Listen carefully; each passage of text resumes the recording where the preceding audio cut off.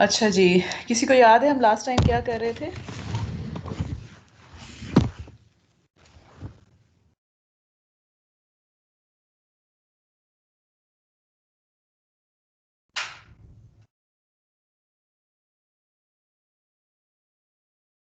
जी, anyone?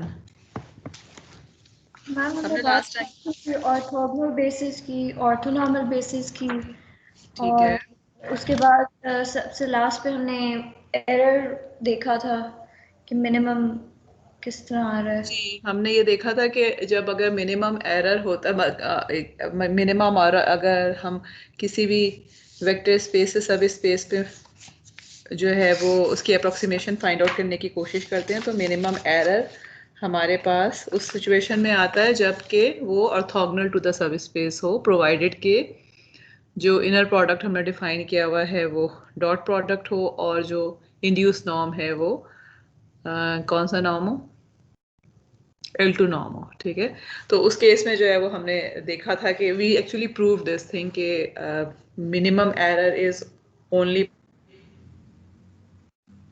कि जब हमारे पास अप्रोक्सीमेशन जो हम सब स्पेस में ले रहे हो राइट एंगल हो या परपेंडिकुलर हो या ऑर्थोगोनल हो। अच्छा, इसके बाद जब हमने लेक्चर एंड किया था तो we were talking about some linear transformations, और कोई डेफिनेशंस वगैरह लीनियर ट्रांसफॉर्मेशन को हम रिविजिट करेंगे, कुछ हम डेफिनेशंस करेंगे, बिकॉज आज जो बेसिकली हम करना चाहेंगे that is we will talk about projection. आप लोगों को प्रोजेक्शन का आइडिया ऑलरेडी होगा, ठीक है। सो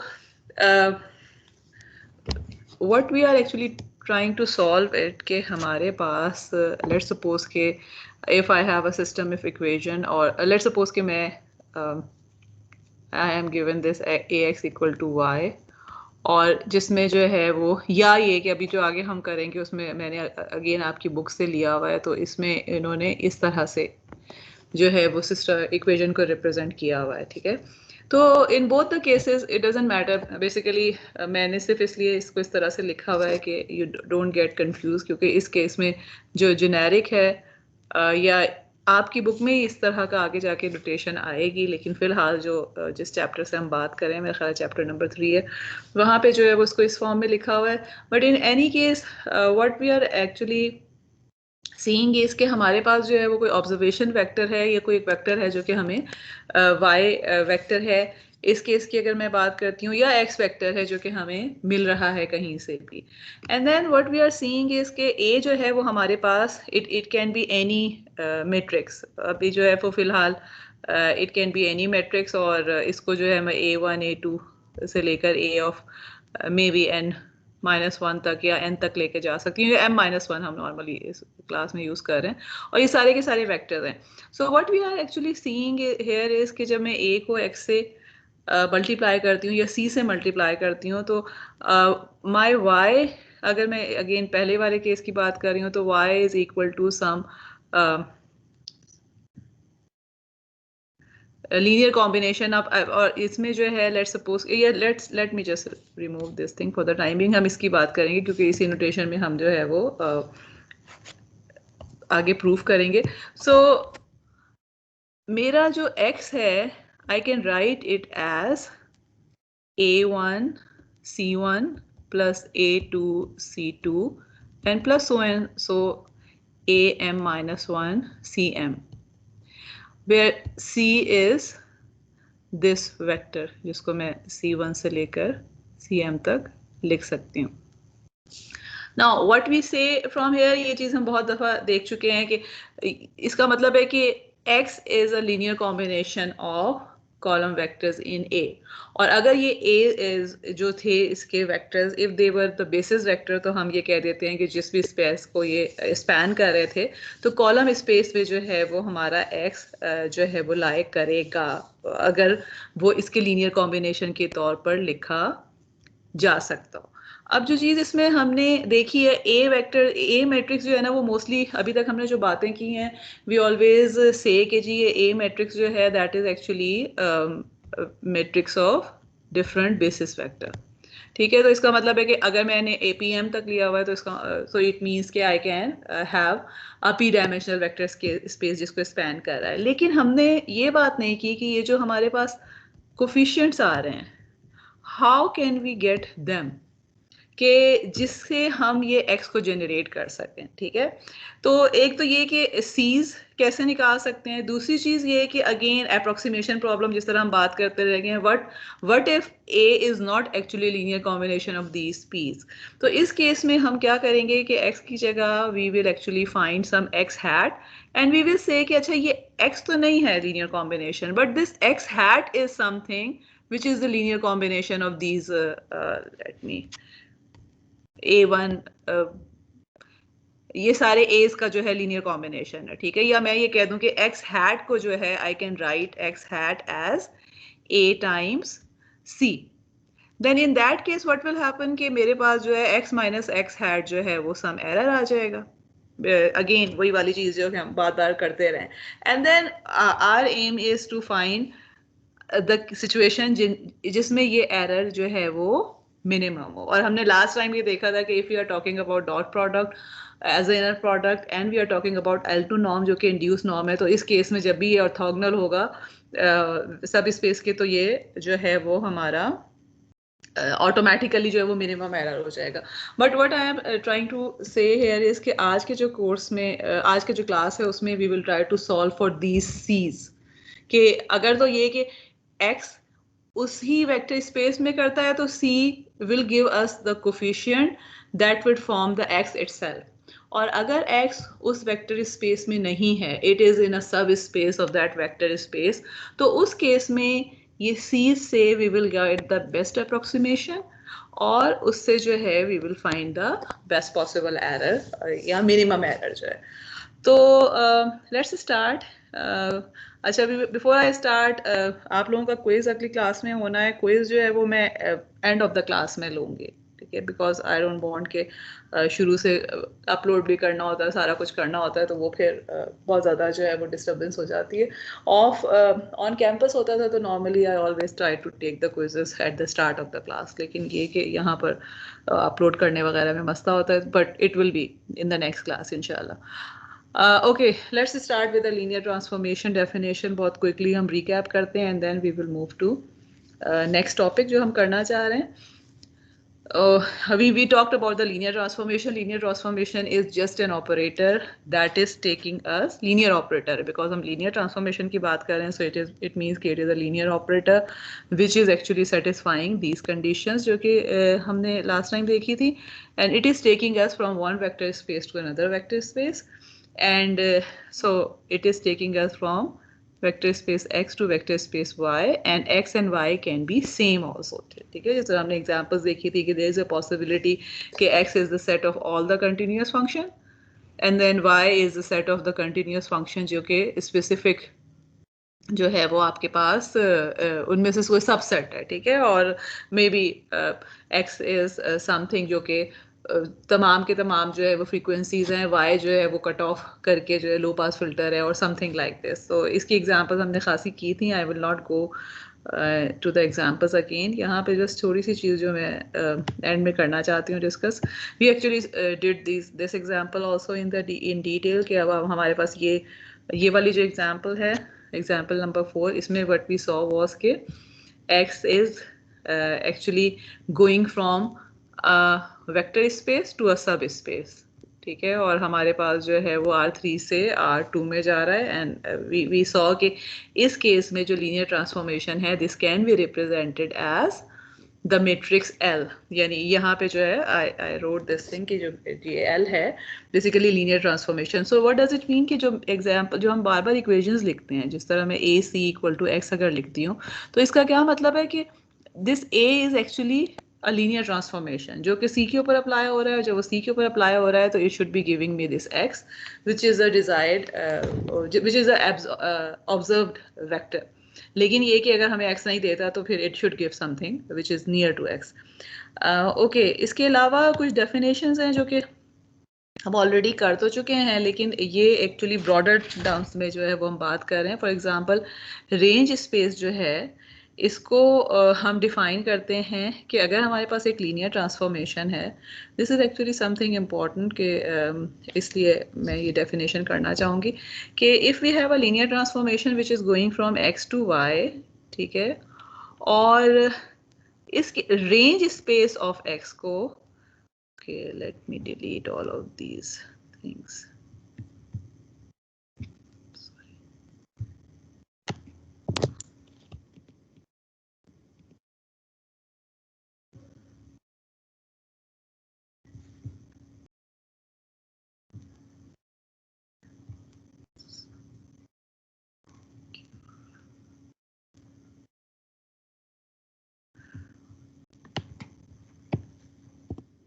Okay, so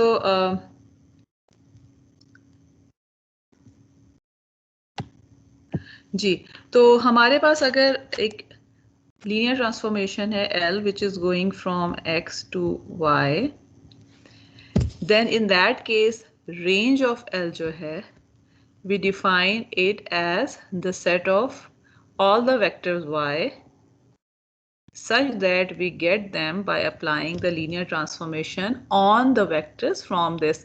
Actually ये जो है these are the vector spaces x और y जो मैंने कैपिटल लिखे हुए हैं, और यहाँ पर जो ये x और y जो हैं they are actually, these are x and y's are just vectors, ठीक है, such that this x belongs to x. This is simply what this is telling us कि आपके पास जो है range space of x जो है that is actually everything that we get after the application of the linear transformation on the vectors of x. Or in other words, अभी जो मैंने equation लिखी थी a times c, ठीक है, this is actually range space of x.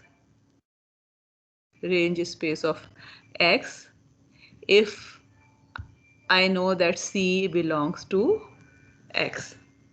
अच्छा, अब आप मुझे बताएं कि इसको हमने एक और इसके लिए भी वर्ड अप्लाई किया था. अगर मैं a c लिखती हूँ, अभी मैंने देखा आपको थोड़ी देर पहले दिखाया था कि अगर a is the columns a1 a2 a3 तो I can write it as a1 c1 plus a2 c2 so and so a m cn. What is this? Linear This is the combination. linear combination of columns of A, ठीक है, और इसके लिए हमने एक specific नाम दिया था. What is this? Linear combination of columns of A हमें क्या दे रहा होता है? बेसिस. Column space. ओके, ठीक है. सो बेसिस तो हमारे पास ये सारे हैं. ओके, आई एम अस्यूमिंग कि दीज आर बेसिस. तो इसका मतलब है कि this is actually the column space of A. So what does it mean कि अब अगर हम रेंज ऑफ लीनियर ट्रांसफॉर्मेशन की बात करते हैं तो the column space of A is one example of the range of a linear transformation. ठीक है, और अगेन ये वाली चीज हमें पता है कि आपके पास जो मेट्रिसेस हैं they can be defined as the linear transformation.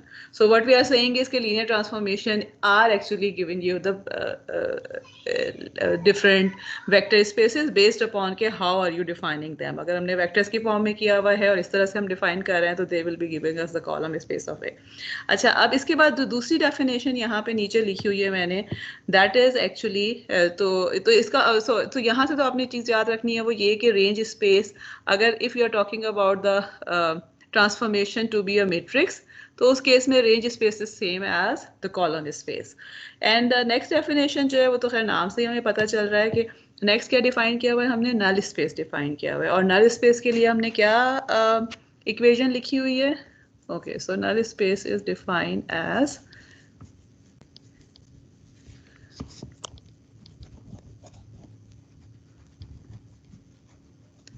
Null space जो है इसको हम ये कुछ टिल्टेड सा एन के साथ इस लिखते हैं. And this is defined as set of all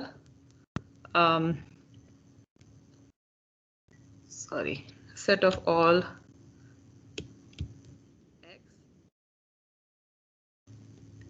belonging to this x such that जब हम लीनियर ट्रांसफॉर्मेशन को उसके ऊपर अप्लाई करें तो it takes us to the null vector. ठीक है, एंड अगेन ये चीज़ आपको पता है कि if we are talking about a matrix A और इसको अगर हम किसी वेक्टर से मल्टीप्लाई कर रहे हैं and we are going to zero vector, तो वी नो के this is actually defining, we already know के this is defining the null space of X. So we know के इनका केस ऑफ मेट्रिसेस, अगर range space और null space अगर हम इस तरह से अगर लीनियर ट्रांसफॉर्मेशन की बातें उसमें बात करें तो they are actually bigger spaces at compare to column space and null space, जो हमने वेक्टर्स की अगेन मेट्रिसेस के टर्म में हम बात कर चुके हैं. तो ये चीज़ एक्चुअली यहाँ पे डिफाइन करने का मकसद ये है कि आगे हम इसको कहीं पे यूज़ करेंगे. So you shouldn't get confuse कि अगर कहीं पे रेंज स्पेस आ रही है and you are talking about matrices, तो इसका मतलब है कि range space is same as null space, sorry column space. और नल स्पेस जो है वो तो नाम से हमें पता चल ही रहा है कि नल स्पेस का मतलब है कि लीनियर ट्रांसफॉर्मेशन अगर मैप कर रही है हर किसी भी वेक्टर को ऑन ओरिजिन जीरो के वेक्टर के ऊपर, तो इसका मतलब है कि that is null linear transformation, और that actually the set whole set is called null space, जो कि ट्रू है for the case of matrices also. Okay, अच्छा यहाँ से let us move to some other definitions. नहीं, यहाँ पे डेफिनेशंस हैं. ओके, यहाँ तक अगर कोई क्वेश्चन है तो पूछ लीजिए, अदरवाइज अभी एक दो पेजेस पे we will just talk about one और टू स्लाइड्स पे we will talk about some definitions, जो कि हम आगे जिस तरह मैंने बात की थी कि we will talk about projection, और प्रोजेक्शन से जो है we are main aim is to find the coefficient c's, कि हम ये देखेंगे कि कोफिशिएंट्स कैसे आप फाइंड आउट कर सकते हैं by using the projection operator. तो उसके लिए जो है we need these definition. So let's just quickly move with these definition. अच्छा, ये definition again Hilbert and Banach space जो है इनको आप again if you read your book और आपको पेपर्स में हिल्बर्ट स्पेस का तो वर्ड बहुत ज़्यादा यूज़ हो रहा होता है, ठीक है. So it can confuse you के नाम जो है वो थोड़ा सा वो लग रहा होता है कि पता नहीं क्या चीज़ है, बट इट्स एक्चुअली आपके पास किसी भी वेक्टर स्पेस जहाँ पे नॉर्म मौजूद है, ठीक है, that is called Banach space. और अगर वो नॉर्म इनर प्रोडक्ट से डिफाइन हो रहा है, या if the norm is the induced norm, then in that case that space is called Hilbert space. So this is just definition, यानी हम अभी जितनी भी वेक्टर स्पेसेस की बात करेंगे अब फ्यूचर में, we will be talking about Hilbert space. Because why? Because we will have some inner product जो कि डिफाइन होगा उस वेक्टर स्पेस में, and we will have induced norms, which means कि हमारे पास जो inner product है वो norm induce कर रहा होगा. और basically we will talk about dot product, और and जो induced norm होगा वो हमारे पास जो है L2 norm की terms में बात कर रहे होंगे. So we will be dealing with the Hilbert spaces. Okay, next definition है orthogonal subspaces. Okay, चलें डेफिनेशन तो हम बाद में करते हैं. लेट्स सपोज कि मेरे पास ये एक वेक्टर स्पेस है जो कि एक हम x1 डायरेक्शन ले लेते हैं और एक x2 डायरेक्शन ले लेते हैं, ठीक है. विच मीन्स के तमाम वेक्टर्स जो वो इस फॉर्म में जो हैं x1 और x2 जिनके कोऑर्डिनेट्स हैं, they can be written as a linear combination of these vectors. या ये कि I can actually take, let me just take दो इसके जो है P1 को मैं ले लेती हूँ 1 0 और P2 जो है वो 0 1. ये एग्जाम्पल हम बहुत दफ़ा करते हैं. So by definition I can write any vector two dimensional vector as C1 P1 plus C2 P2. अच्छा, अब आप मुझे बताएं आपको ऑब्वियस कौन से दो सब स्पेसेस इसके नज़र आ रहे हैं. अगर मैं ये कहती हूँ कि ये जो वेक्टर स्पेस है that is actually two dimensional R square, ठीक है. तो इसमें से सब स्पेस कौन कौन से हो सकते हैं which are orthogonal to each other also? इतना मुश्किल तो सवाल नहीं है मैम. ये 1 0 और 0 1 एक दूसरे के परपेंडिकुलर ही है जी. अगर आप अलग अलग ले लेते हैं, एक तो ये वाली लाइन जो है, ठीक है, x axis and y axis, they are two subspaces of this because both of them are, अगर मैं इसको subspaces कह देती हूँ तो let me just call them T1 and T2. तो T1 and T2 both will belong to one dimension, ठीक है, and T1 is spanned by P1 only and T2 is spanned by P2 only, ठीक है. So this is how we define the orthogonal subspaces. कि अगर हमारे पास एक vector space S है and we have two सब स्पेसेस जिसको मैंने U और V ले लिया है, ठीक है. अब आप देखें, अब अगर जो है मैं इसी एग्जाम्पल की अगर हम बात करते हैं, तो इस एग्जाम्पल में अगर मैं कोई भी वेक्टर लेती हूँ जो मेरे x एक्सिस पर है, लेट्स सपोज कि I define a vector A नहीं करते, let me just have some other notation, m, okay, let me have this vector m और l कर, एक तो हर चीज़ हमने किसी में यूज़ करी है, चले एनीवे 2 0 में इसको कर देती हूँ, ठीक है. And then I have another vector m which is 0 5. अब this is actually, this belongs to T1 and this belongs to T2, ठीक है. और मैं T1 को I can write it as G, T1 is actually equal to sum, T1 I can write it as 2P1 and T2 I can write as 5P2. अब अगर मैं इन दोनों का डॉट प्रोडक्ट लेती हूँ T1 एंड T2 का, I will get 0. And no matter मैं कोई भी वेक्टर ले लूँ, मतलब सॉरी नॉट T1, मैंने गलत लिखा हुआ है, आप में से कोई बोलता भी नहीं, it should B M and L, ठीक है. M ये हो जाएगा मेरे पास और T1 और T2 तो होल वेक्टर स्पेसेस है ना, मैं इसकी सिर्फ वेक्टर्स ले रही हूँ, तो L जो है वो ये हो जाएगा. And then if I take inner product of M and L then it will be equal to 0, ठीक है. So what we are seeing here is कि जब मैंने दो ऑर्थोगोनल सब स्पेसेस ले लिए हैं, तो no matter what vector I am taking from each of those two vectors will always be orthogonal. So this is how we define orthogonal subspaces. एक तो ये कि subspaces का मतलब ये है कि there has to be a bigger vector space जिसमें से आपने वो subspaces निकाले हुए हैं. अगर हम इसमें स्पेसेस को ले लेते हैं W and V को and then we say कि orthogonal, तो इसका मतलब है कि every vector in V should be orthogonal to every vector in W, ठीक है. और मैंने ये चीज़ जो है यहाँ गलत लिखी हुई है, इसको S के बजाय मेक इट W, ठीक है. या इन अदर वर्ड जब आप इनर प्रोडक्ट अगर ले रहे हैं किसी भी दो वेक्टर्स का V एंड W का from those two orthogonal vector spaces, तो they have to give you 0 answer, ठीक है, जो कि एक बहुत ही ऑब्वियस सी डेफिनेशन है. तो ऑर्थोगोनल में वी हैव सीन के इनर प्रोडक्ट जो है वो हमें 0 देता है, मगर इस केस में what we need to remember is के ऑर्थोगोनल सब स्पेसेस का मतलब है कि हर वेक्टर एक सब स्पेस का दूसरे सब स्पेस के हर वेक्टर के ऑर्थोगोनल होगा. इट्स नॉट कि आपके सिर्फ दो ऑर्थोगोनल हो जाएं और बाकी ऑर्थोगोनल नहीं है, then the definition would not hold. इसके बाद जो नेक्स्ट डेफिनेशन है दैट इज ऑर्थोगोनल कॉम्प्लीमेंट, और इसके लिए भी let's just look at the definition and then see what does it mean. For a सब space V of an inner product space S.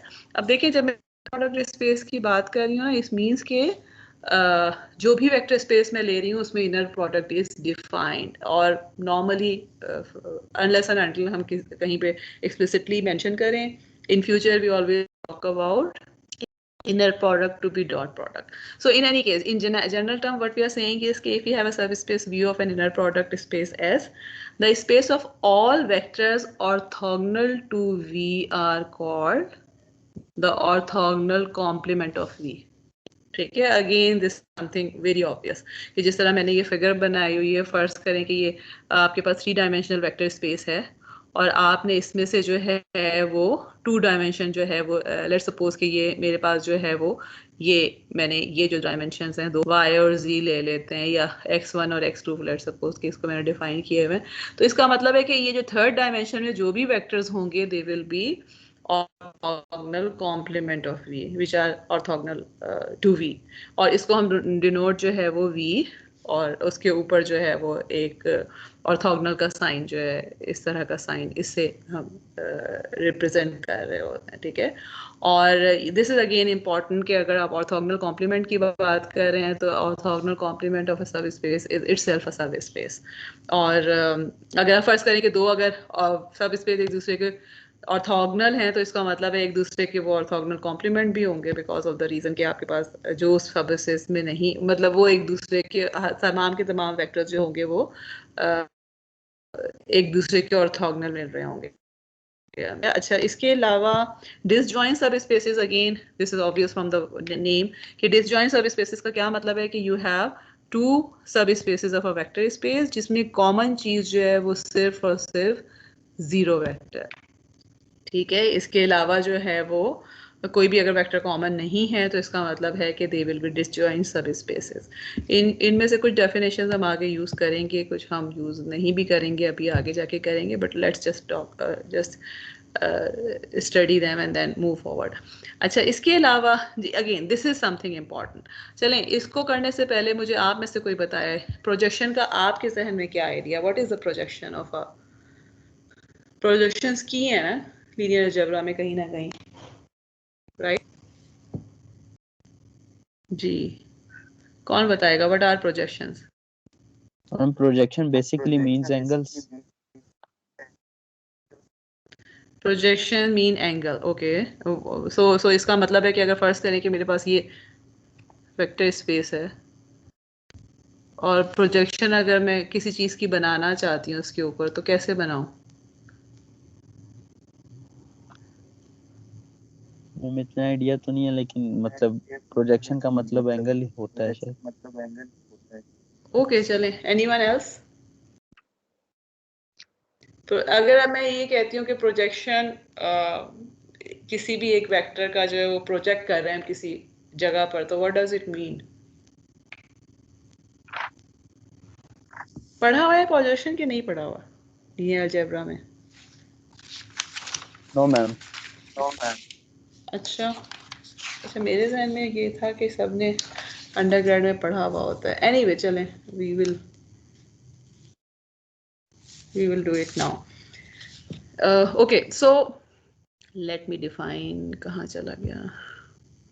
Projection and orthogonal projection. So let's suppose that V and W be two disjoint subspaces of a vector space linear space S, which means कि मेरे पास जो है वो मैंने जो है इस तरह से डिफाइन किए हुए हैं। फॉर एग्जांपल अगर मैं यही एग्जांपल ले लेती हूँ, ये जो हमने अभी थोड़ी देर पहले देखा था कि x है और x1 है और x2 है, तो अगर मैंने ये x डायरेक्शन ले लिया और y डायरेक्शन में ले लिया है तो हमारे पास जो कॉमन है वो सिर्फ और सिर्फ ये ओरिजिन है ना, इसके अलावा जो है वो दोनों में से कोई भी चीज़ कॉमन नहीं है, ठीक है। So what we are saying is कि हमारे पास जो है वो दो डिसजॉइंट सब स्पेसेस हैं और किसी भी लीनियर स्पेस के, and this is and your vector space is formed by addition of those two subspaces. So what does it mean कि अगर मैं इस example को लेती हूँ तो इसका मतलब है कि this is maybe V subspace and this is W subspace.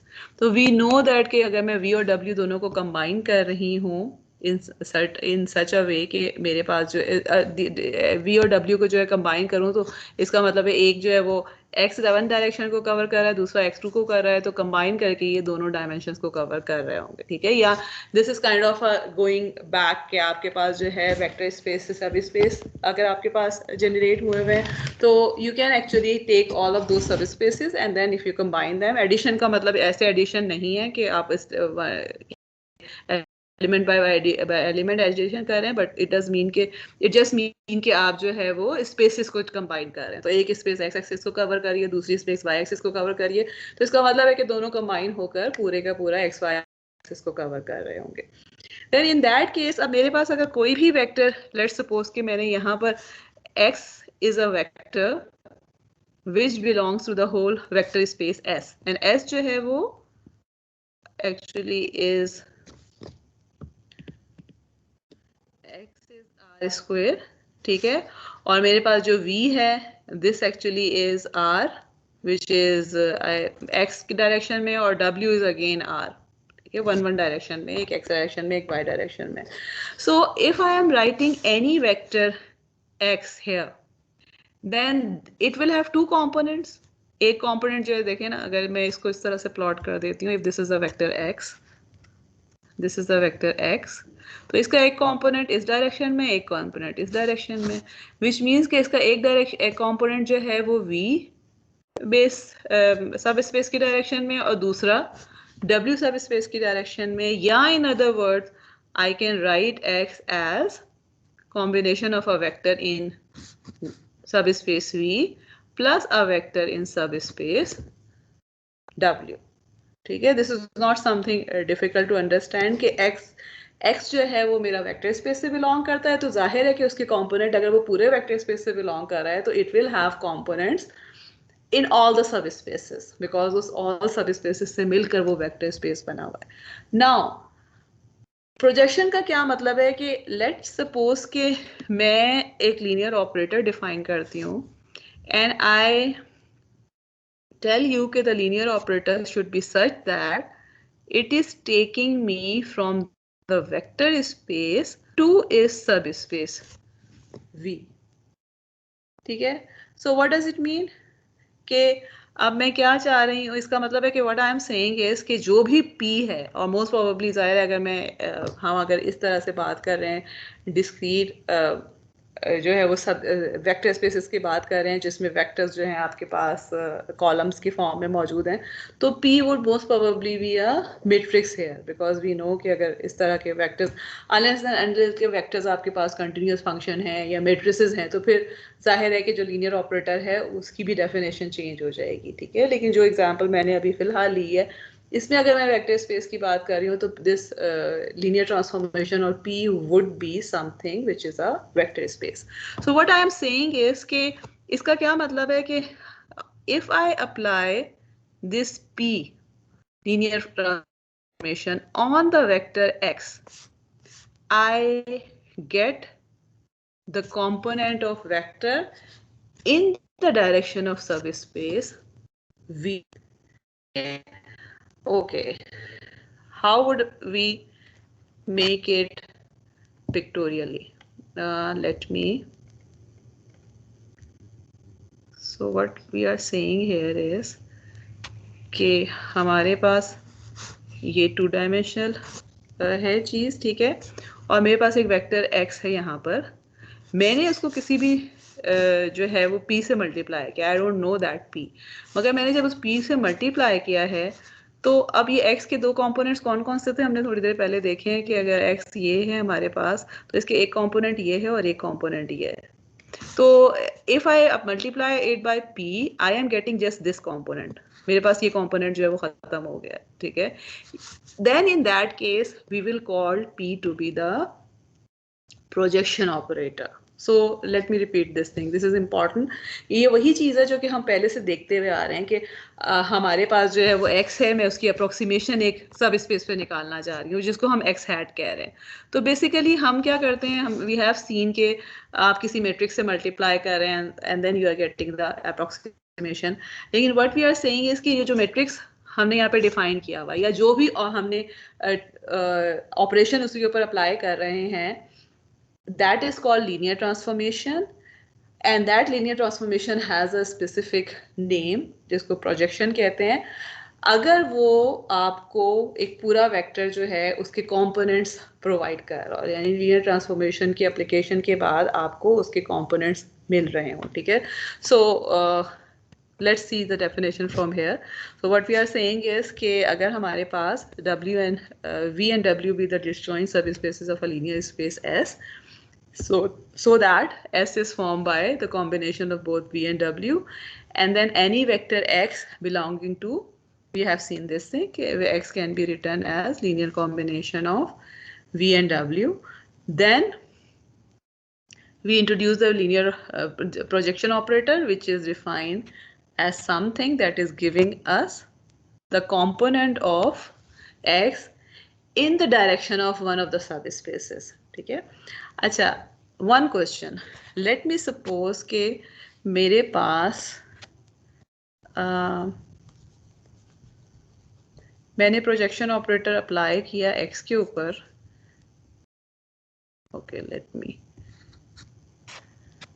Ji, x जो है उसको हमने क्या कहा है, v प्लस w है, ठीक है, वेक्टर इसका मतलब है एक कंपोनेंट v की डायरेक्शन में, एक जो है वो w की डायरेक्शन में। अब मैंने p ऑफ x किया एंड आई गेट v। अगर मैं इसके ऊपर दोबारा p को अप्लाई करूं, उप्स, मुझे क्या मिलेगा? मैम v ही मिलेगा। ओके, p ऑफ v जी, क्या मिलेगा? v ही मिलेगा। मेरा ख्याल है v ही मिलेगा, ठीक है। why? Can someone answer this? Do you think it is correct कि v ही मिलेगा या कुछ और मिलना चाहिए? जी, anyone else? लॉजिक क्या कहती है? अगर आपके पास जो है वो लेट्स सपोज कि अगेन एग्जांपल जो है, थिंक अबाउट योर रूम, और आपने रूम में जो है वो सेंटर में, बिल्कुल रूम के सेंटर में जो है वो एक कोई वेक्टर है जो कि 3 डायमेंशंस में है, और आप उसके ऊपर कोई ऑपरेशन करते हैं, कोई सी एक मैट्रिक्स से उसको मल्टीप्लाई करते हैं एंड देन उस वेक्टर को आप प्रोजेक्ट कर देते हैं on the floor of your room. अब अगर आपने दोबारा उसी मैट्रिक्स से मल्टीप्लाई किया तो would it take it anywhere else? No. Why? क्योंकि उसका पर्पस तो सिर्फ ये था ना कि वो जो थर्ड डायमेंशन थी उसको खत्म करके उसने 2 डायमेंशन में उसको मैप कर दिया है, समहाउ प्रोजेक्ट कर दिया है।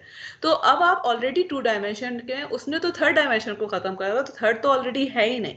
So what we are concluding from here is कि दिस इज इंपॉर्टेंट कि अगर आपके पास प्रोजेक्शन ऑपरेटर है, then in that case आपको this things hold कि आपके पास अगर आप प्रोजेक्शन ऑपरेटर को 2 दफा मल्टीप्लाई करते हैं, it gives you the same effect as if you have multiplied 2, क्या अगर आप 2 से ज्यादा भी दफा भी कर देते हैं, ठीक है, बट द थिंग इज के 2 दफा करूं, 3 दफा करूं, इट विल रिमेन, जो पहली दफा के बाद मुझे मिल गया है, because the first projection operator has taken me to the subspace जहां मैंने जाना था।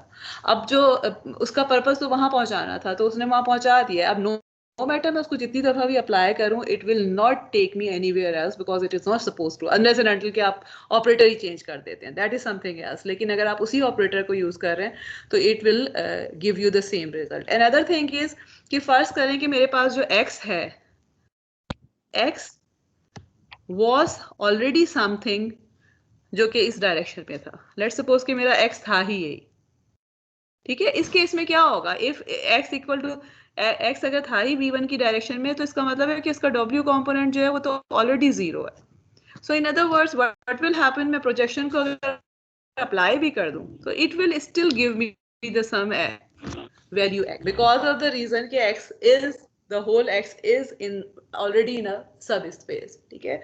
लेकिन जो चीज आपने याद रखनी है वो ये कि projection operator is taking you from a vector space to one of its subspaces, ठीक है, किसी और जगह नहीं, मतलब किसी और सबस्पेस में नहीं लेके जा। जी जी जी बोलें मैम। यहाँ पे W0 कैसे है, मतलब हमने प्रोजेक्शन ऑपरेटर लगाया x पे तो हमें v मिला, W0 कैसे है मैम यहाँ पे? नहीं, अगर है ही, अगर x है ही आपके पास, देखिए ना, अगर मैंने आपको कहा है कि x जो है वो ये है, लेट्स सपोज -5 और 0 है, ठीक है, तो इसका मतलब है कि ऑलरेडी जो x गिवन है उसका तो उसका कंपोनेंट है, ये भी तो देखें ना, in this case also x belongs to s।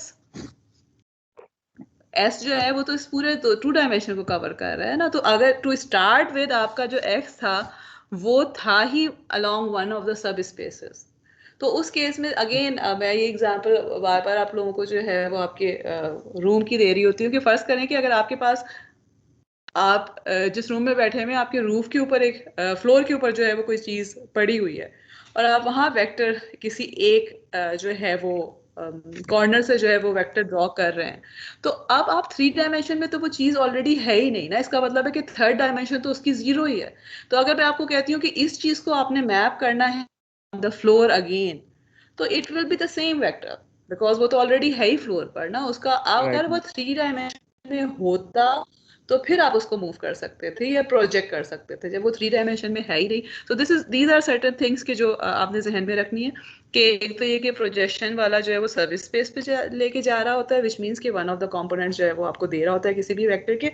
और दूसरी चीज़ ये कि प्रोजेक्शन जो है अगर आपके पास already vector was already in that सब स्पेस, तो इसका मतलब है प्रोजेक्शन उस पर कोई फर्क नहीं डालता होता, it will give you the same vector after operation. Okay, examples. जी, अब इसमें जो है लेट्स सपोज कि हमारे पास we talk about the continuous function, जिस केस में जो है हम एक्स ऑफ टी की बात कर रहे हैं, विच मीन्स के we have continuous function of time and हम इसका फोरियर ट्रांसफॉर्म ले लेते हैं which is denoted by x of omega. तो हम if we define the projection operator to be p of omega naught where omega naught is greater than 0, which means कि हम जो है वो define कर रहे हैं कि कुछ इस तरह से define कर रहे हैं कि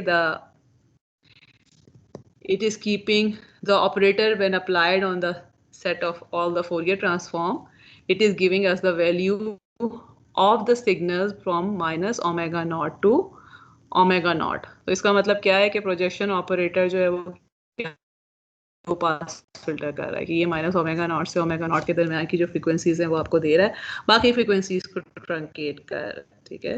सो this P of omega not is a projection operator because we know कि आपके पास जो है वो जो ये फ्रीक्वेंसीज हैं they are actually forming a सब space of your vector space. Vector space जो है उसमें ऑल फ्रीक्वेंसीज अवेलेबल हैं एंड देन जो सब स्पेस है उसमें वो फ्रीक्वेंसीज हैं which are just the low frequencies between minus omega naught and omega naught।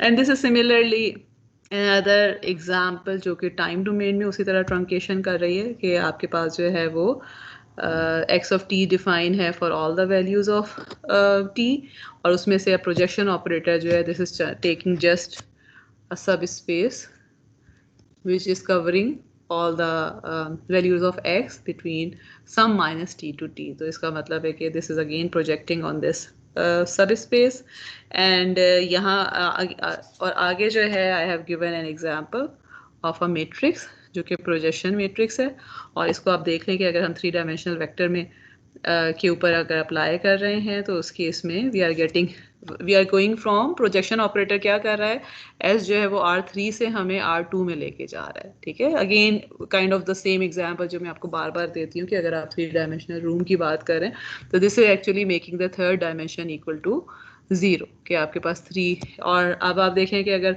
If I apply it again on the resultant I am getting the same thing which is something जो कि हमने already figure out कर लिया था in the last slide। Okay, now comes the important thing जिसकी base पे we would want to find all the coefficient C's जिनकी हम बात कर रहे थे। इससे पहले जो है वो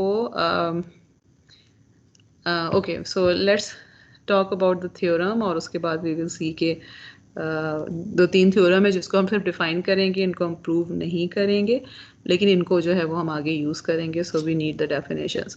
अच्छा, ये थ्योरम 1 जो है वो क्या कह रहा है कि let P be a projection operator define on a linear space S, then the range and null space of P disjoin linear sub spaces of S।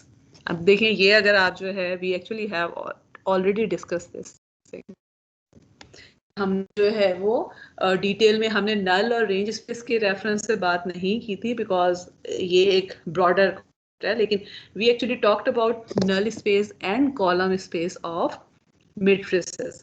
और हमने क्या देखा था कि actually we talked about this thing कि फर्ज करिए कि अगर मेरे पास जो है वो x1 और x2 है और मैं इसमें से कॉलम स्पेस डिफाइन करती हूँ, तो इसका क्या मतलब है विच इज़ कॉल्ड ये हमारे पास रेंज स्पेस इस केस में हम डिफाइन कर रहे हैं। तो column space will be let's suppose कि अगर मैं जो है वो जो भी मेरे पास वेक्टर यहाँ पर है if I am projecting all the vectors, ठीक है। लेट्स सपोज कि दिस इज वेक्टर x, यहाँ पे कोई y है, यहाँ पे कोई z है, इधर कोई w है, इधर कोई एनी वेक्टर्स जो है ना a है b है whatever, and I am projecting all of them on this axes, x के ऊपर मैं कर रही हूँ प्रोजेक्ट, ठीक है।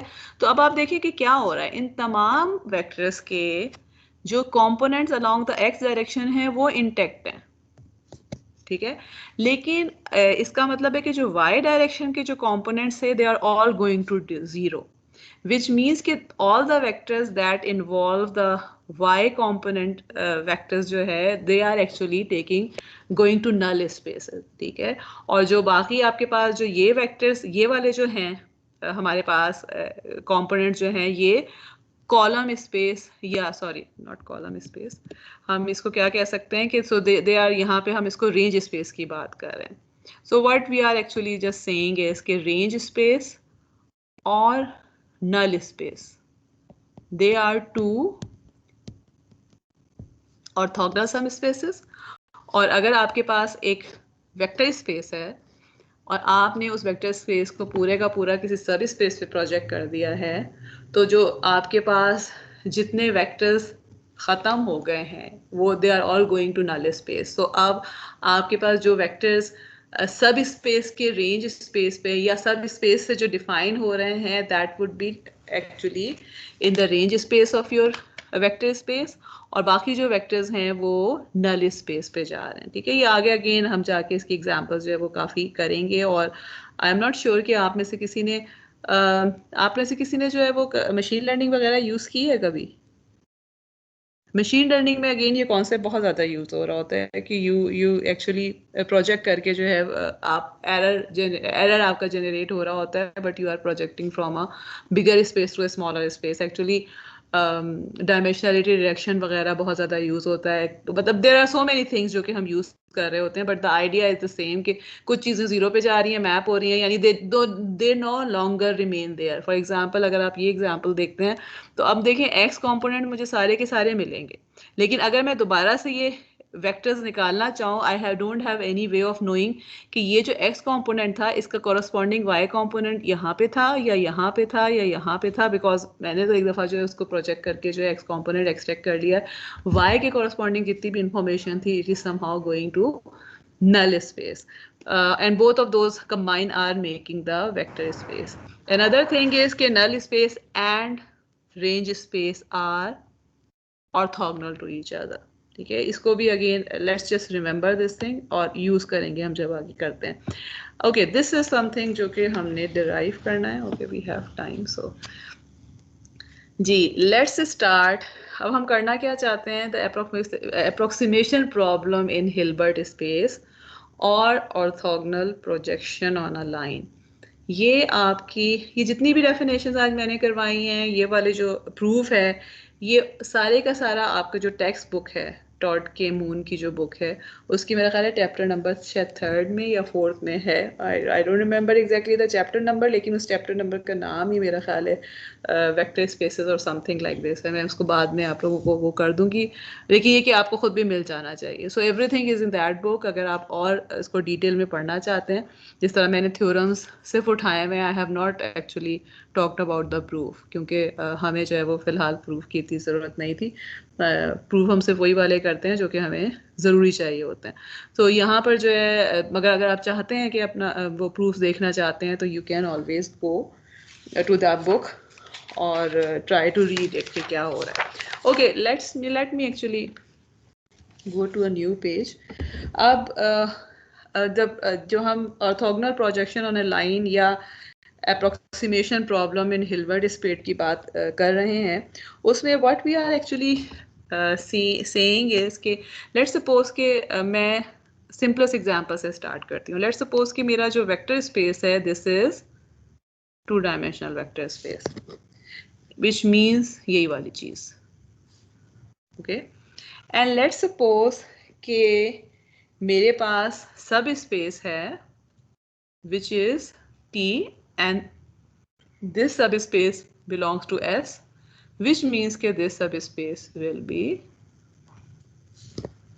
in R square because मैंने जो है S define इस तरह किया हुआ है। So अब जाहिर है कि अगर मेरे पास वेक्टर स्पेस 2-dimensional है तो लॉजिकली ये जो सब स्पेस मैं डिफाइन कर रही हूँ it should be something in 1 dimension, ठीक है। I can take it in dimensions of x and y, or I can take it on along any line, as long as ये line जो है ना, ये जो कि मुझसे गुजर नहीं पा रही, ओरिजिन में से गुजर रही है, तो इसका मतलब इट कैन बी अ सब स्पेस. ठीक है. So I take this T to be this सब स्पेस. अब वन डायमेंशनल है, वी स्टार्टेड विद 2 डायमेंशन, तो जो हमारे पास T है इसमें लेट्स सपोज कि T का जो बेसिस वेक्टर है, जाहिर है अगर 1 डायमेंशन है तो there will be only just 1 vector that would be in the basis. Oops, ये क्या हो गया? हाँ जी. So there will be just 1 vector,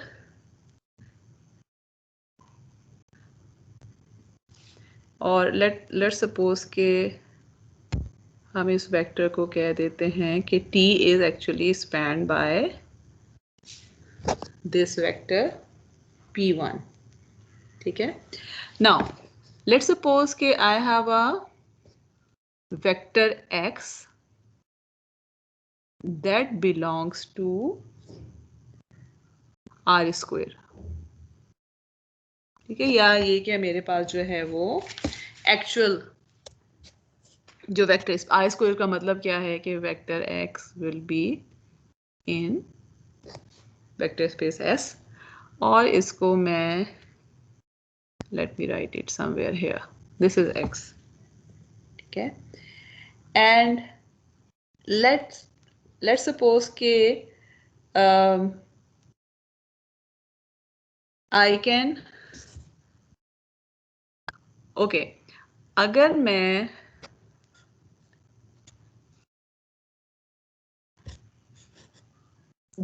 ये जो X है मेरे पास वेक्टर, इसका एक कंपोनेंट होगा अलोंग, ये देखें आपके पास जो वेक्टर X है, I can write it as the combination of 2 vectors. एक ये वाला वेक्टर और एक इसके ऑर्थोगोनल में मैं वेक्टर बना सकती हूँ. ठीक है. या इन अदर वर्ड्स मैं इस वेक्टर को I can project it on this vector space जो सब स्पेस है.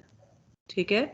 लेकिन अगर मैं इसको प्रोजेक्ट कर रही हूँ तो इसका क्या मतलब है कि आई एम गेटिंग समथिंग, यानी X था मेरे पास, मैंने इसका जो है वो सिर्फ और सिर्फ वो कंपोनेंट ले लिया है which is along T component लिया है, विच मीन्स के I am actually creating this error जो कि मेरे पास ये जो वेक्टर है that is actually the error vector. Okay. So in other words what I am saying is कि अगर मैं X को लिखती हूँ as a linear combination of T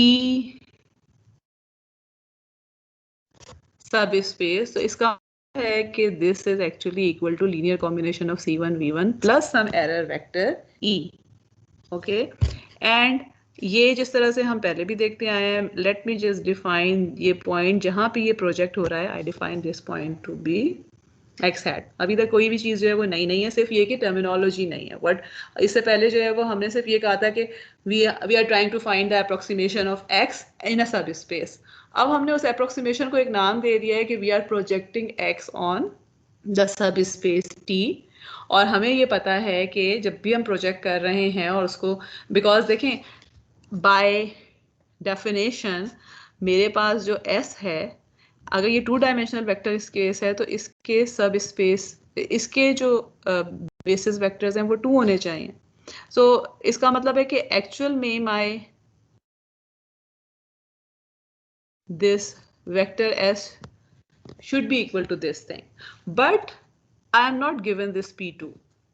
ठीक है. मुझे इस P2 के बारे में पता ही नहीं है. I am just given this P1. So what is happening कि इसका मतलब है कि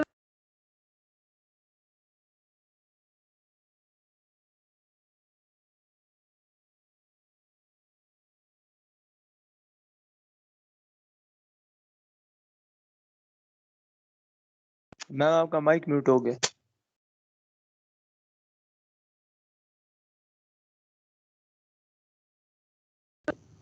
ओके सॉरी. अच्छा जी, चलें मैं दोबारा इसको रिपीट कर देती हूँ. So what we are saying is कि बाय डिफ़ॉल्ट अगर आप देखते हैं तो बाय डिफ़ॉल्ट आपके पास जो है वो, because S is to dimensional vector space तो उसमें दो बेसिस वेक्टर्स होने चाहिए P1 एंड P2. लेकिन एंड इन अदर वर्ड्स जो मेरे पास ये x वेक्टर है this should be equal to C1 P1 plus C2 P2. But I am not given the basis vector P2. I am just given the basis vector for this सब space T जो कि P1 मुझे सिर्फ given है. तो इसका मतलब क्या है कि अब मैं x को जो है वो गिवन इंफॉर्मेशन की फॉर्म में करती हूँ या I have to actually project x on the सब स्पेस T, विच मीन्स कि मैं x को जो है वो C1 P1 के फॉर्म में लिख रही हूँ. But because I am losing this information तो कोई ना कोई एरर जो है वो मेरे पास इंट्रोड्यूस हो रहा है. ठीक है. सो इसका let in other words I am writing x as C1 P1 plus error. Okay. और हम जो है वो अगेन हम जिस तरह से मैंने पहले भी बताया था कि वी विल एक्चुअली अस्यूम के जो इनर प्रोडक्ट है that is a dot product. जो नॉर्म हमारे पास इंड्यूस हो रहा है वो इनर सॉरी N2 नॉर्म है. ठीक है. अब what is E? I know that vector E is actually equal to x minus x hat, where x is the actual vector, x has जो कि projection के साथ मेरे पास vector आ गया है. And we know another thing also कि best मेरे पास situation कब आ रही होगी जब मेरे पास error is for best or for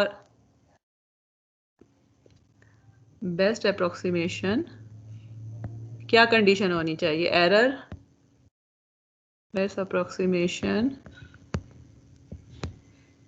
हमने क्या देखा था last time? Error has to be orthogonal to the सब space, right?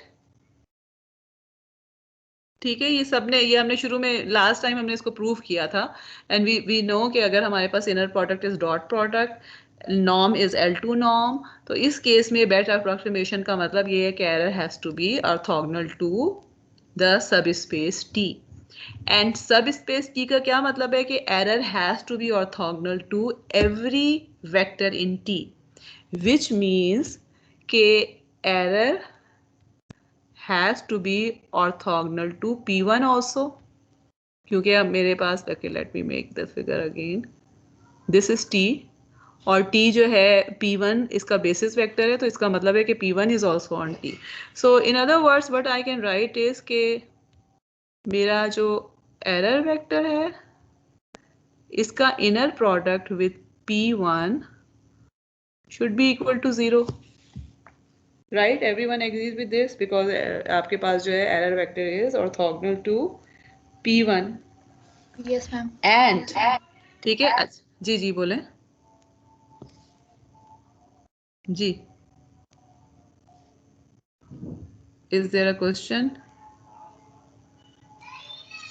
Okay. It seems कि नहीं है question. Okay. Let me make the figure again. x ये है और x hat ये है. अच्छा, मुझे ये बताएं कि मैं x hat को P1 के फॉर्म में कैसे लिख सकती हूँ? ओके, x को तो मैंने इस तरह लिखा था ना, x is equal to C1 P1 plus error. What is x hat? Ma'am x hat C1 P1 होगा. Okay, very good. ठीक है, क्योंकि यहाँ से हमें नजर आ रहा है बेसिकली. देखिए, अगर there are many ways of actually figuring this out. एक तो तरीका ये है कि आप ये देखें, मैं अगर x को करती हूँ so I can write it x as this thing. ठीक है, दिस इज x. ठीक है, दिस इज x हैट और ये मेरे पास एरर वेक्टर है. We can see from this triangle के x is actually equal to x hat plus error. ठीक है, which means कि x hat has to be equal to C1 P1. ठीक है, इसके अलावा जो है अब मुझे वैसे प्रोजेक्शन के साथ भी अगर हम देख रहे हैं तो basically this is the length C1. क्योंकि आप क्या कह रहे हैं कि आप जो उसका कंपोनेंट सिर्फ वो वाला आपने रखा हुआ है, we are dropping the component which was not along T direction. सो जो t के अलोंग कंपोनेंट है वो तो c1 है ना, तो इसका मतलब है कि यहाँ तक की जो लेंथ है दिस इज c1, और अगर मैं वेक्टर की फॉर्म में इसको लिखती हूँ तो it should be equal to c1 times whatever the basis vector. So in other words मेरे पास जो x हैट है that is actually equal to c1 p1. तो अगर मैं ऊपर वाली इक्वेशन में इसको रिप्रेजेंट करती हूँ तो this is x vector x minus c1 p1 times p1 equal to 0. Okay, let me give you 2 minutes और मुझे आप ये बताइए कि यहाँ से c अगर निकालें तो क्या आएगा वो. इसको ओके लेट मी राइट, आप लोगों को याद नहीं होगा, let me right the formula जिसको यूज़ करके आप यहाँ तक पहुँच सकते हैं कि अगर आप इनर प्रोडक्ट ले रहे हैं x प्लस वाई का with z, then it can be equal to inner product of x with z plus x with y. चलें जल्दी से मुझे बताइए कि c क्या बनता है. 703 है ना, 705 पे मैं आपसे पूछती हूँ.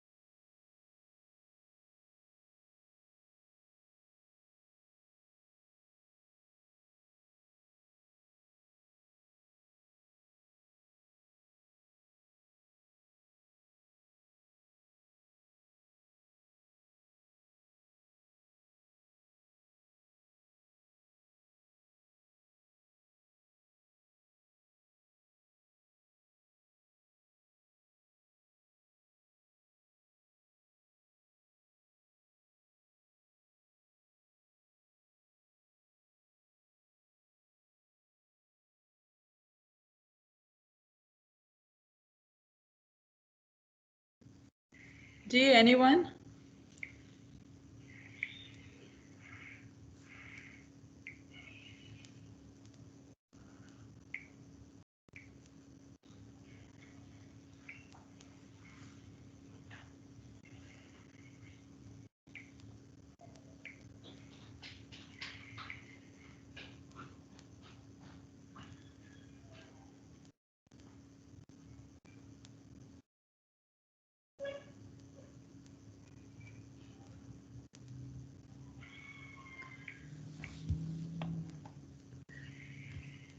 जी किसी से भी कुछ हो रहा है? चलें इसको साथ हम करते हैं. लेट मी रिमूव दिस, या इसको मैं नेक्स्ट पेज पे करती हूँ. ओके मेरे पास ये चीज़ है c1 p1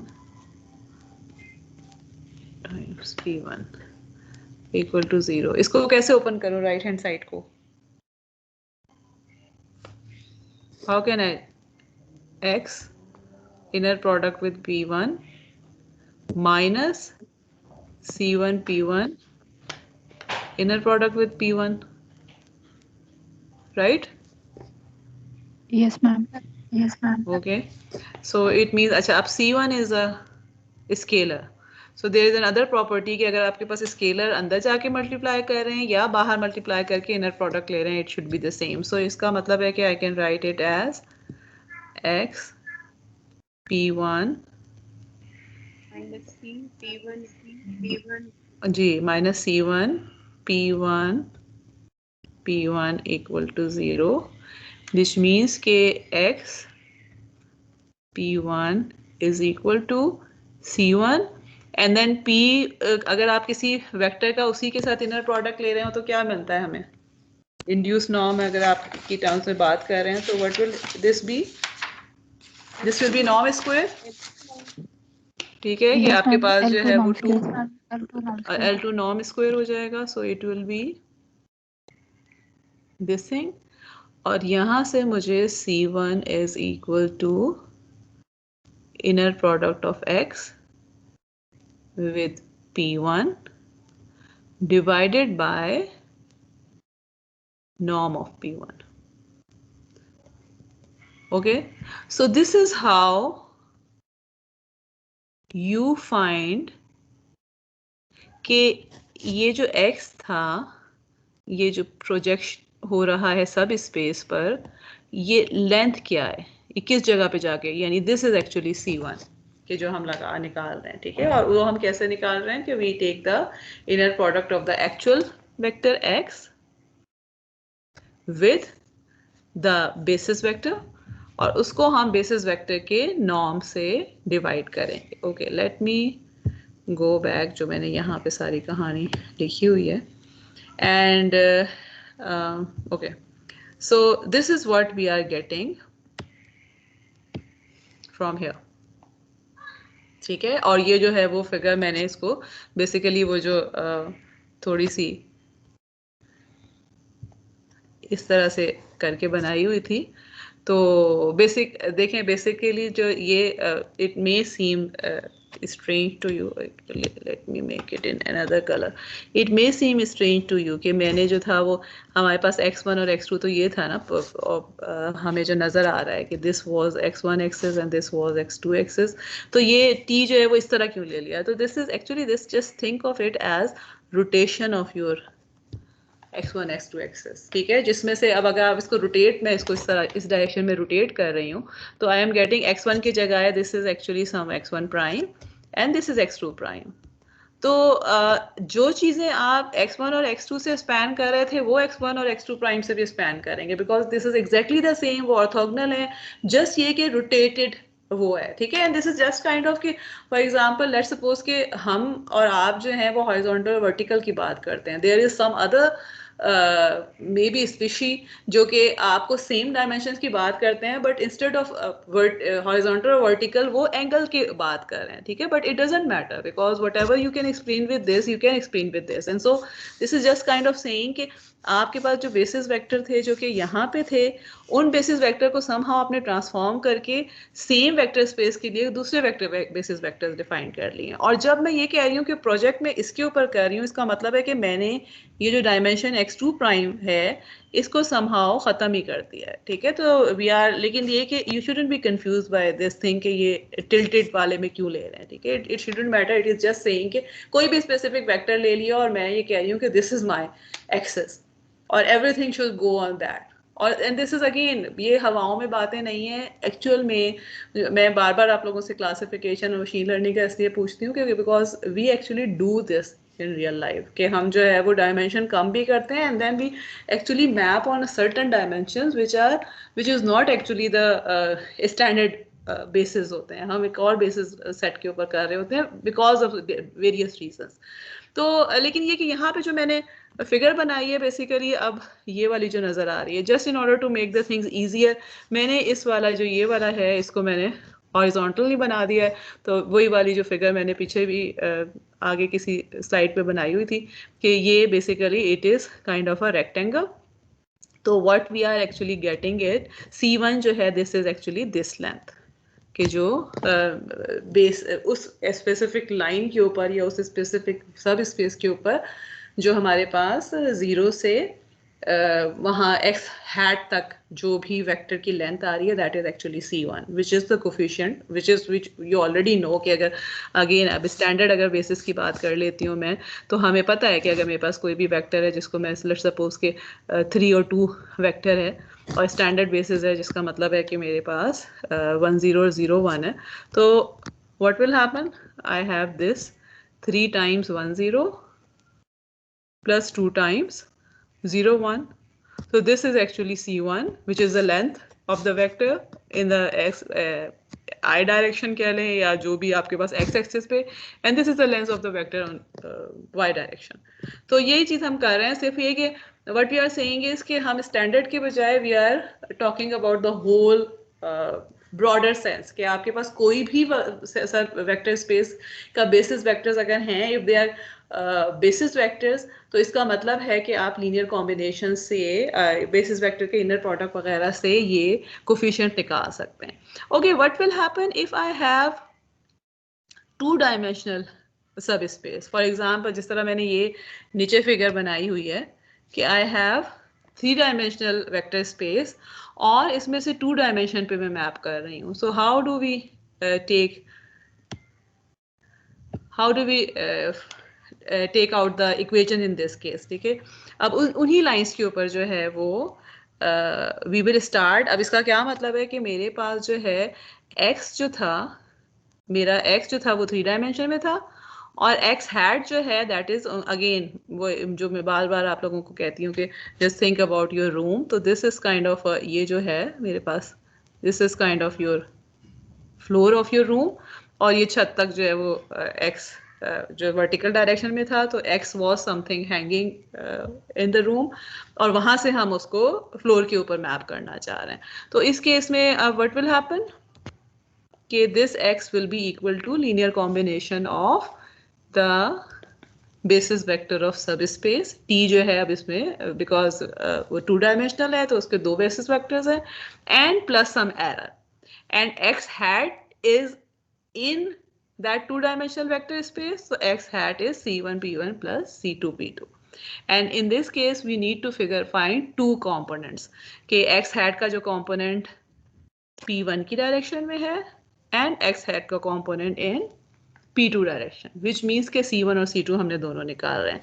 I am proceeding in the same manner, ठीक है। अब आप देखें error जो है, this again error is still x minus x hat, and this, but because this is actually orthogonal to the whole space p1 p2, तो इसका मतलब है कि this will be orthogonal to p1 and this will be orthogonal to p2, ठीक है। तो ये दोनों यहाँ पे इक्वेशन आ रही हैं। इसको जब मैंने फर्दर सॉल्व किया है बिल्कुल उसी तरह से जिस तरह से हमने पीछे देखा था, तो I get these set of equations, ठीक है। और इनको जब मैंने फर्दर मैट्रिक्स की फॉर्म में लिखा है, सो इसको जो है वो आप अपने तौर पे जो है वो दोबारा करके देख लीजिएगा। हमने सिंगल डायमेंशन में ऑलरेडी कर लिया है, लेकिन ये कि 2 डायमेंशन में आपके पास ज़ाहिर है 2 सेट ऑफ वेक्टर्स आ जाएंगे। ओके, और late me just right it here. ये क्वेश्चन पूछ सकते हो या जी जी ज़रूर। तो मैं अभी जो आपको एग्जांपल दी है उससे ये लग रहा है कि जो थर्ड डिमेंशन है ना जिसको हम रिमूव कर रहे हैं,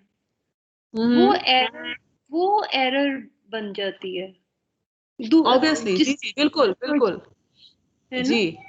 जी बिल्कुल। एरर जो है ना वो इंट्रोड्यूस आपके पास जो है वो जो स्पेस, यानी जिस स्पेस को आप नहीं जिस स्पेस का कंपोनेंट आप नहीं निकाल पा रहे हैं ना, उसकी वजह से एरर इंट्रोड्यूस हो रहा है। यू आर परफेक्टली राइट, ठीक है। कि जो है क्योंकि हम कि हमारे पास इंफॉर्मेशन सब स्पेस की है, होल स्पेस की इंफॉर्मेशन ही नहीं है, लेकिन वेक्टर जो था वो होल स्पेस पे था, मगर बिकॉज हमारे पास इंफॉर्मेशन नहीं है तो इसका मतलब है जो इंफॉर्मेशन मौजूद है हम उसकी टर्म में वेक्टर को रिप्रेजेंट कर रहे हैं, तो जो इंफॉर्मेशन मिसिंग है उसकी वजह से एरर हमें मिल रहा है, ठीक है। ओके, सो इस केस में जो है जी जी जी एक बात और पूछना चाहूंगी कि अगर हम एरर को मिनिमाइज करते हैं तो फिर हम उसमें वो तो क्वांटिटी आ जाती होगी ना, वो doesn't talk about the direction, whereas जो प्रॉब्लम हो रही है वो तो उसमें डायरेक्शन भी एक रोल प्ले कर रहे हैं ना, कि वो किस डायरेक्शन में एरर है।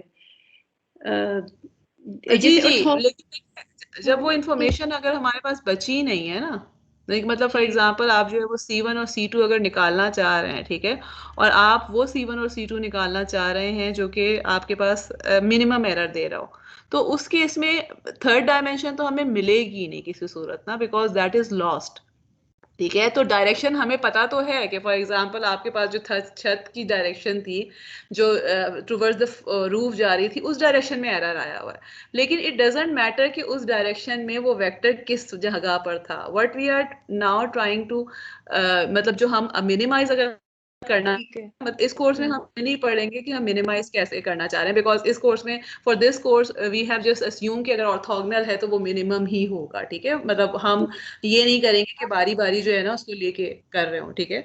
लेकिन व्हाट जी जी है ना लर्निंग में या किसी में, तो उसके अंदर आपको पता होता है कि ये आप जैसे कि इसमें थर्ड डिमेंशन कौन सी, बिकॉज आप तो एंड डिमेंशन में काम करती होंगी, तो आपको पता चल जाता है कि आप किस नहीं, एक्चुअली अगर आप ना डायमेंशनलिटी रिडक्शन फॉर एग्जांपल जिस तरह से ना अगेन मैं ये हम वो करेंगे आप लोगों के जो है होमवर्क वगैरह में मैं आपको आगे जाके दूंगी, बट द थिंग इज कि हमें जो है ये ज़रूर पता चलता है कि हम डायमेंशन ना, फॉर एग्जांपल मैं बहुत इस तरह का काम करती हूँ कि मेरे पास डेटा जो है वो ब्रेन का डेटा मौजूद है, और लेट्स सपोज के जो डेटा है वो 64 चैनल से मैंने लिया हुआ है, इलेक्ट्रोड से लिया हुआ है, ठीक है, या ये कि 128 चैनल से लिया हुआ है डेटा। अब मैं उसमें स्ट्रक्चर देखना चाह रही हूँ, ठीक है। सो अब ये तो खैर हम लीनियर की बात कर रहे हैं ना, जिस चीज़ की मैं बात कर रही हूँ वो नॉन लीनियर डायमेंशनैलिटी डायरेक्शन होता है, but somehow the idea is same कि आप उसको वो 128 को कहीं पर जाके 2 में फिट कर रहे होते हैं।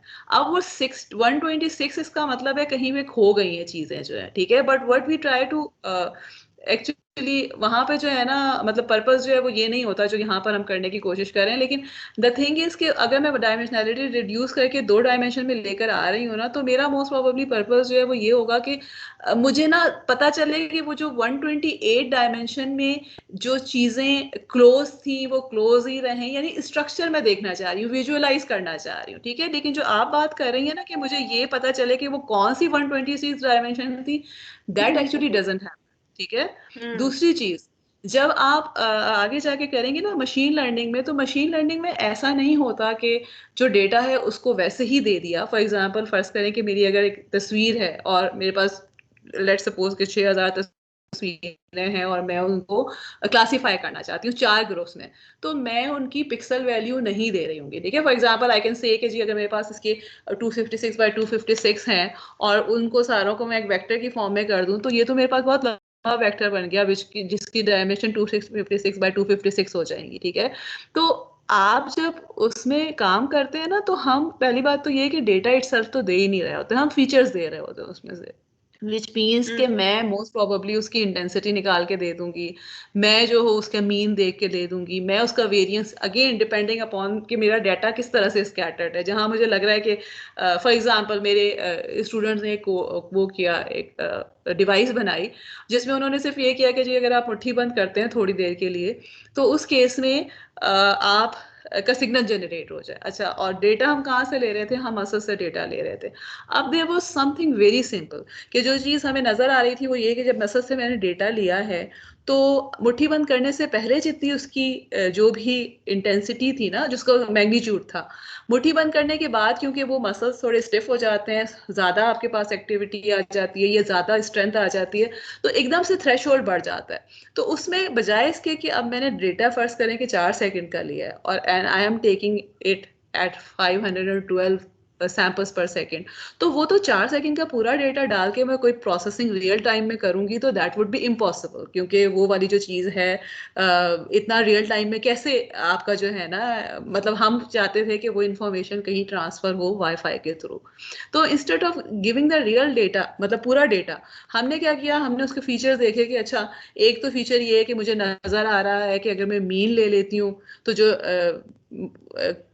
फेस क्लोज करने से पहले का मीन है और जो उसके बाद का मीन है there is a big difference, या ये कि वेरिएंस ज्यादा हो जाती है, ठीक है। तो एक फीचर जो है वो मैंने मे बी मीन ले लिया, दूसरा फीचर जो है वो टाइम ले लिया कि अच्छा इतनी देर तक के लिए अगर मुझे सेम मीन मिल रहा है तो इसका मतलब है कि आप ट्रांसफर करना चाहिए। So but I am trying to tell you is here is के ये चीजें ना इतनी आसान नहीं होती, वो जो एक्चुअल डायरेक्शन है ना, ये डायमेंशन वो तो वैसे ही खो जाती है, बिकॉज जब हम फीचर स्पेस की बात करते हैं तो वो तो रहती ही नहीं है, mean, variance and then there are so many features जिसकी टर्म में हम बात करते हैं। लेकिन ये कि just to understand we think about the data itself, और फिर आगे जाके जब आप पढ़ते रहेंगे तो चीजें होती रहेंगी, ठीक है। Okay, so let's move forward. अच्छा, इस केस में जो है वो हमारे पास 2 इक्वेशंस हैं। फॉर एग्जांपल x p1 के साथ है और मेरे पास जो दूसरी ये जो इक्वेशन, अब इन दोनों इक्वेशंस में मेरे पास c1 भी आएगा और c2 भी आएगा, बिकॉज ऑफ द रीजन के हमारे पास 2 डायमेंशनल वेक्टर स्पेस है जिसके ऊपर हम मैप कर रहे हैं, ठीक है। एक इक्वेशन मेरी ये बन जाएगी and then the other equation is p2 is equal to c2 okay c1 p1 p2 inner product plus c2 p2 p2। ठीक है, अब इसको अगर मैं वेक्टर की और मैट्रिक्स की फॉर्म में लिखती हूँ, लेकिन ये वी नो कि inner product is always a number, so इसका मतलब है कि ये भी एक नंबर होगा, ये भी एक नंबर होगा. Late me just talk about the left hand side. तो लेफ्ट हैंड साइड से जो मेरे पास वेक्टर बनेगा, मैं इसको यहाँ लिखती हूँ क्योंकि वहाँ मुझे थोड़ी सी ज़्यादा जगह चाहिए होगी. ये मेरे पास बन जाएगा x p1 and x p2 inner product. अच्छा, अब हम आते हैं राइट हैंड साइड पे. राइट हैंड साइड पे आप देखें कि c1 एंड c2 जो वेक्टर है, दिस इज एक्चुअली कॉमन, और यहाँ मेरे पास एक मैट्रिक्स आ रहा होगा which is actually p1 p1 p2 p1 p1 p2 and p2 p2. ठीक है, सो यहां से I get this set of vectors, sorry set of this equation, जो कि आपके पास एक वेक्टर है, इसको मैं वेक्टर p कह सकती हूँ जो मेरा लेफ्ट हैंड साइड वाला है. ये जो मैट्रिक्स है इसको मैं r कह सकती हूँ, और ये जो मेरे पास c वाला वेक्टर आ रहा है, I can write it as vector c. ठीक है, या इन अदर वर्ड्स, अभी विल जस्ट स्टॉप हियर, ये हमारे पास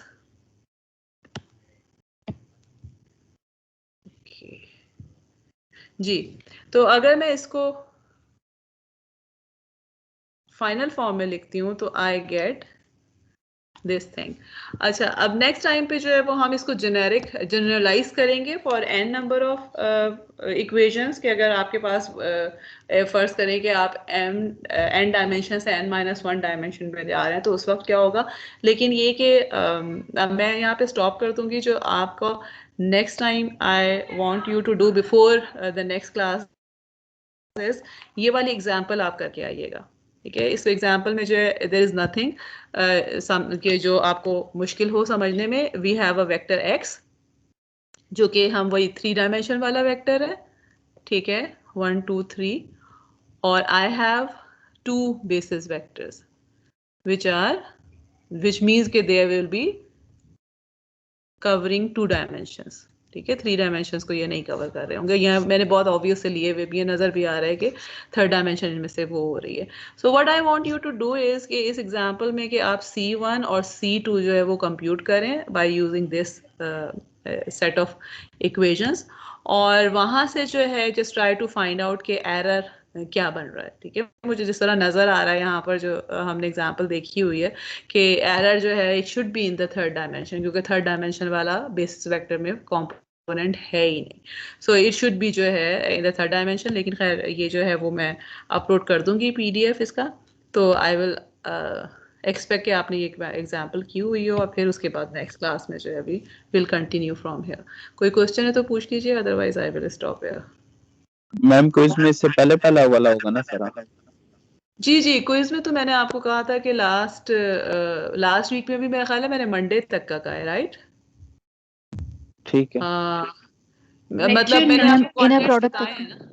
हाँ जी, ठीक है ना, मैंने आपको बताए थे ना, तो बस जहाँ जहाँ वो कंटेंट्स कवर हो रहे हैं वहां तक ही होगा. ओके, चलें, लेट्स स्टॉप.